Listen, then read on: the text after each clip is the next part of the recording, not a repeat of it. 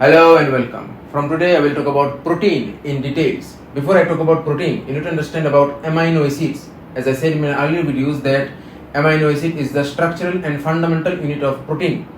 मतलब आज से हम बात करेंगे प्रोटीन के बारे में बहुत ज़्यादा विस्तार में. मगर प्रोटीन के बारे में बात करने से पहले आपको अमीनो एसिड के बारे में जानना पड़ेगा. जो मैंने पिछले वाले वीडियो में बताया था कि अमीनो एसिड जो है वो एक प्रोटीन स्ट्रक्चर का एक छोटा सा हिस्सा होता है. Now in nature there are almost 300 different types of amino acid available. Among those, only 22 amino acid is necessary for human body. मतलब पूरे दुनिया में प्रकृति में लगभग 300 अलग अलग तरीके का एमाइनो एसिड रहता है. इनमें से 22 एमाइनो एसिड हमारे शरीर के लिए जरूरत है. Now among those 22 amino acids, only 13 types our body can create or synthesize. Rest 9 other types we cannot. For those 9 we are dependent on nature. Basically whatever we are eating. Okay? मतलब ये जो 22 तरीके का amino acid है जो हमारे शरीर के लिए जरूरी है, इनमें से 13 ऐसा अमीनो एसिड है जो हमारा शरीर खुद अपने आप बना सकते हैं.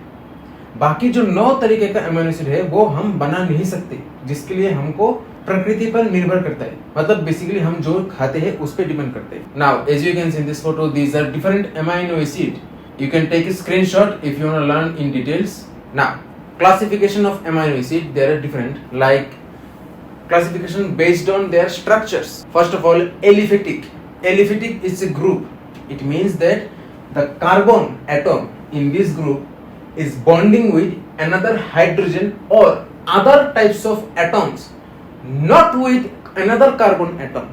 Suppose example, glycine, alanine, valine, leucine, isoleucine. मतलब पहला जो ग्रुप है जिसको हम कहते हैं एलिफेटिक ग्रुप. एलिफेटिक मतलब इस ग्रुप के अंदर जो कार्बन एटम है वो कार्बन एटम कोई हाइड्रोजन या फिर कोई अलग अलग एटम के साथ जुड़ रहा है. इसका कार्बन एटम दूसरे कार्बन एटम के साथ नहीं जुड़ रहा है, जिसलिए हम इसको कहते हैं एलिफेटिक. जैसे आपका glycine, alanine, leucine, isoleucine. Next is aromatic group. One carbon is bonded with another carbon, not with other elements or other atoms. Example, tryptophan, tyrosine, phenylalanine. मतलब दूसरा जो ग्रुप है इसको हम कहते हैं एरोमेटिक ग्रुप. एरोमेटिक मतलब इसमें बेंजीन स्ट्रक्चर होता है. बेंजीन स्ट्रक्चर क्या है वो आप 11वीं 12वीं कक्षा के केमिस्ट्री क्लास में सीख चुके हो. अब इसका मतलब एक कार्बन एटम दूसरे कार्बन एटम के साथ जुड़ रहा है, कोई अलग सा एटम के साथ नहीं. जैसे इसमें आते हैं आपका फिनाइलएलानिन, टायरोसिन और tryptophan. Next hydroxyl group, you will know about this. Example, threonine, tyrosine, serine. Next sulphur group. Example, cysteine, selenocysteine and methionine. Next amide group, you can find glutamine, glutamic acid, pyrolysin, asparagine, aspartic acid. Next you can find amino acid, but it has basic side chain, I mean extra R chain which has basic character. मतलब 8वीं 9वीं 10वीं कक्षा में जो आप chemistry पढ़ चुके हैं वहां पर आपको एसिडिक चीज क्या है, बेसिक चीज क्या है, इसका पीएच लेवल क्या है, वो सब आप सीख चुके हो. ठीक है, तो कुछ ऐसा अमीनो एसिड भी होता है. अमीनो एसिड एसिड तो है मगर उसका जो साइड चेन है, एक्स्ट्रा आर चेन, वहां पे आपका बेसिक नेचर होता है. जैसे arginine, lysine, histidine. Next imino group, or in some textbook you can find imido group. Now imido or imino same thing.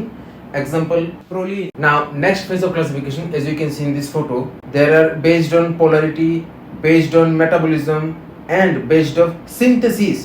You can take a screenshot all these groups of amino acid. Next, as you can see in this chart, you can find non-standard amino acid. Non-standard means these are amino acid creates after any types of metabolism in any specific organ of our body.